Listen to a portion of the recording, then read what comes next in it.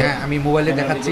ও সকালবেলা আপনি একটু দেখেন, সকালবেলা ওই দিন 5 তারিখ সকালবেলা আপনি খেয়াল করে দেখেন, 5ই আগস্ট সকাল 9টায় এততে সে হেলমেট পরে বলতেছে, আমার হেলমেট পরে বলতেছে, বাবা আমি আমি আর্মি আর্মি অফিসার হব। মানে ওর ভিতরে একটা সংগ্রাম সংগ্রাম ভাব ওই দিন চলে আসছে। এটা ছিল ওই দিন সকালবেলা। তারপরে দেখেন একটা ছবি, এই যে আমি যখন ওইখানে যখন আমরা, আমার ছেলে, আমার এই যে ভাতিজা, এটা আমার ভাতিজা, এটা আমার ছেলে, এই যে আমার এই ছেলে, ওই ছেলেটা দেখেন তার মুষ্টিবদ্ধ হাত, একটু খেয়াল করলে আপনি বুঝবেন যে তার ওই দিন মানে সবাই ভি চিহ্ন দেখাচ্ছে আর ও মুষ্টিবদ্ধ হাত, ওর ভিতরে একটা সংগ্রামী ভাব চলে আসছে। আচ্ছা, এটা গেলো একটা। তারপর আরেকটা ছবি যদি আপনাকে দেখায়, ওই দিনই আমার ভাতিজির তোলায় ছবিটা।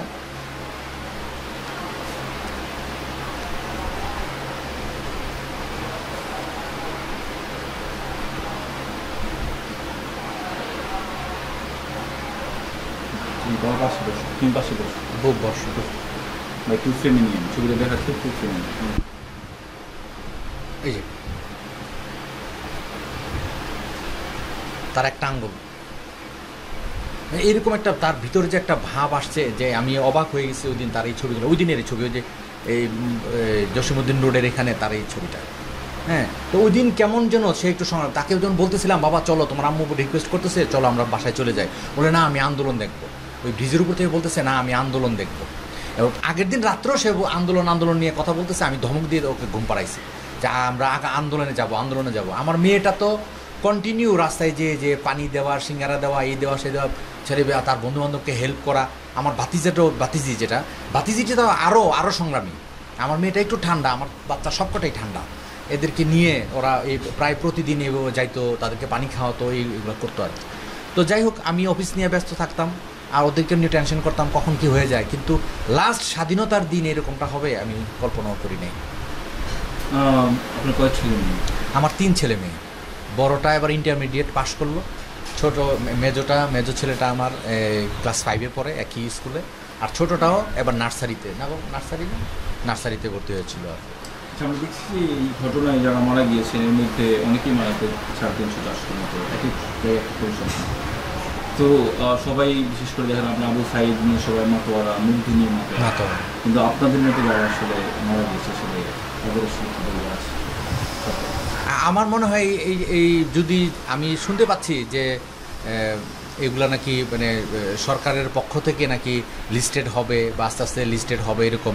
তো এইভাবে 1 বাই 1 যদি সবাইকে লিস্টেড করা যায় এবং ওনারা যেরকমভাবে সবার কাছে পরিচিত হচ্ছে, আমিও যদি, আমার ছেলে যদি পরিচিত হয়, এই বাংলাদেশ সরকার যদি তাকে স্মরণ করে বা তাকে যদি ওই শহীদের মর্যাদা দেয়, তা আমি তো অবশ্যই খুশি হব।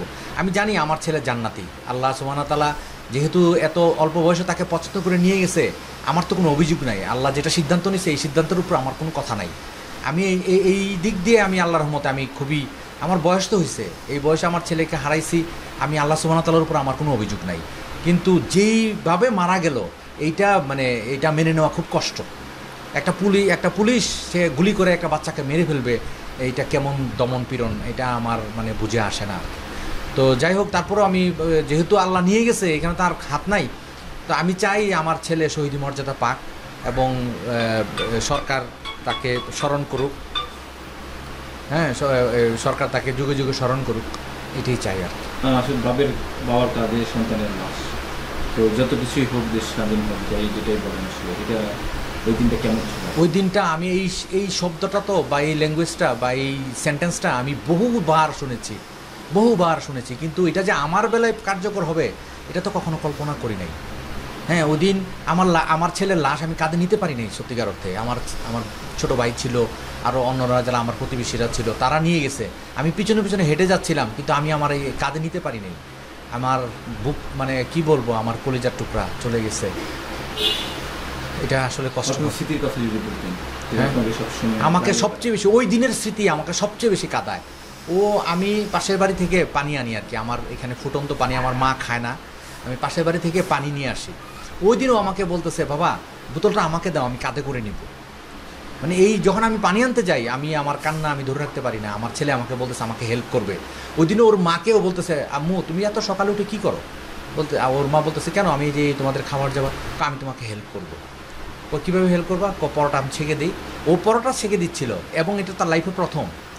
অবাক করার বিষয় ওই দিন চলে যাবে সে, ওই দিনে যে স্মৃতিগুলো ওই দিন দিয়ে গেছে ওইগুলি তো আমরা মানে সহ্য করতে পারতেছি না। সে পরোটা ভেজে দিছে, বলতেছে আপুরটা ভেজে দিই, ভাইয়ারটা ভেজে দিই, মানে ওর ভিতরে এমন একটা ছিল, মানে ওদেরকে এত পছন্দ করতো। ও যখন কখনো প্রশ্ন করতাম বাবা তুমি কাকে বেশি ভালোবাসো, ও এত সুন্দর উত্তর দিত, বলতো বাবা আমি সবাইকে ভালোবাসি।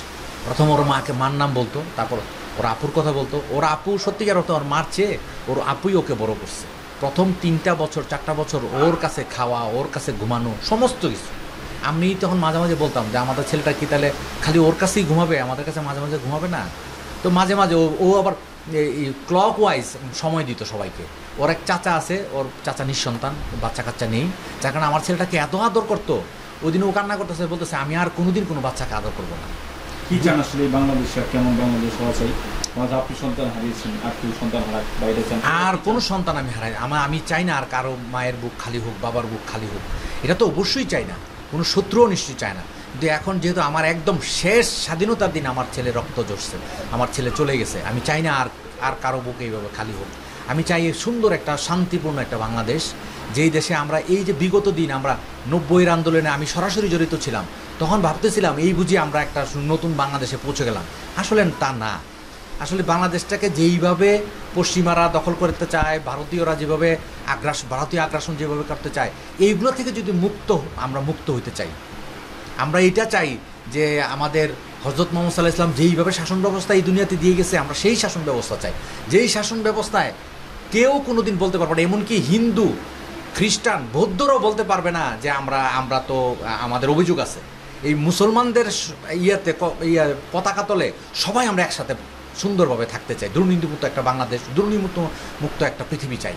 নতুন সরকার এসেছে এবং বলেছে যে যারা এই ঘটনার সাথে জড়িত সুষ্ঠু তদন্ত করে তাদের বিচার হবে। বিচার চান না? বিচার অবশ্যই চাই, বিচার অবশ্যই চাই। তারা যে কাজটা করছে এটা তো অন্যায়, অন্যায়ের বিচার অবশ্যই চাই। কিন্তু আমি মানে কি বলবো, এটা মানে মাফ করে দেওয়া তো ভালো, অবশ্যই মাফ করে দেওয়া ভালো। যদি আমি খুঁজে পাই যে আমার ছেলের খুনিটা এই লোকটা, আমি দেখতে চাই এই লোকটা কে আমার ছেলেকে গুলি করে হত্যা করছে, তাকে শুধু দেখতে চাই এবং সরাসরি তাকে বলতে চাই যে তোমাকে আমি মাফ করে দিচ্ছি। ওই দিনে কি আরও কেউ আহত বা নিহত হয়েছিল? অনেকেই, হ্যাঁ। ওই দিন আল্লাহর রহমত যে আমার এই ছেলে গুলি করা পর্যন্ত তাকে কুলে নিছি, পিছনে তাকায় দেখি আমার এই ছেলেকে দেখে আমি আরও আতঙ্কিত হয়েছি। আমার ছেলে, আমার ভাতিজা পিছনে, তারপরে তার মা পিছনে, কিন্তু আশেপাশে বেশ কয়েকটা ছেলে গুলিবিদ্ধ হয়েছে এবং আমার সামনে আমার ছেলেকে কুলে নেওয়া অবস্থায় 2-3টা ছেলে পড়ে গেল, এই রক্তাক্ত অবস্থায় রাস্তার পাশে পড়ে গেছে। ওই দিন আমাদের এখানে এক বাবুর্চি আছে, এই বাবুর্চি ছেলেটা গুলিবিদ্ধ হয়েছে, পেটের এদিক দিয়ে গুলিটা ঢুকে এদিকে বের হয়ে গেছে। ঢাকা এই মুহূর্তে সে ঢাকা মেডিকেল কলেজে আছে। আমরা চাই এই ছেলেটাও লিপিবদ্ধ হোক। সে বাবুর্চি কিন্তু তাই বলে সে পিছিয়ে পড়ে থাকবে, আমি সেটা চাই না। আমি চাই এই ছেলেটাও লিপিবদ্ধ হোক, বাংলাদেশ সরকার, এই রাষ্ট্র তাদেরকে স্মরণ করুক। মারা গেছে? কিন্তু ছেলেটা মারা যায়নি, এখনও ঢাকা মেডিকেলে সে আহত।